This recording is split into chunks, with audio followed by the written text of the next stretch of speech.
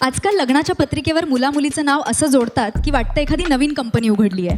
काल एका पत्रिकेवर नाव होतं वेदांत आणि ईश्वरी. खाली लिहिलं होतं दोघांचं मिलन होणार. मी म्हटलं बाबांनो, आत्तापासूनच कशाला सांगताय नक्की काय होणार? लग्नाचं जेवण द्या आणि गप्प बसा. लग्नात तो फोटोग्राफर आपल्याला असा वाकवतो की वाटतं आपण योगासनं करायला आलोय. तो स्टेजवर सर्वांसमोर सांगतो, मॅडम थोडं जवळ या, अजून जवळ, आता हात धरून थोडे मागे झुका. मी म्हटलं अरे बाबा, 1000 लोक बघतायत, घरी गेल्यावर जे करायचे ते इथे स्टेजवरच करून घेणार का? शेवटी तो फक्त रोमॅन्टिक फोटो काढत असतो. लग्नाच्या पहिल्या रात्रीबद्दल एवढी हवा केली जाते की विचारू नका. घरचे सगळे असं बघतात जसं काही आपण सीमेवर लढायला चाललोय. मग हळूच कोणीतरी कानात सांगतं, घाबरू नकोस, हळूच आत जा. मी म्हटलं अहो, खोलीत जाऊन फक्त गिफ्ट्सची पाकिटं उघडायची आहेत, त्यात एवढं काय हळू करायचं?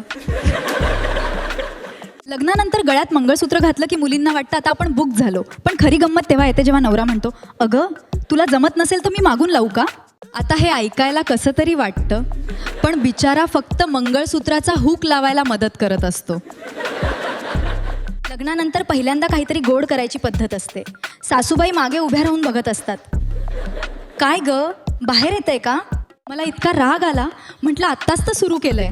मग लक्षात झालं तो विचारत होता की कुकरची शिट्टी होऊन वाफ बाहेर येते का ह्याचं.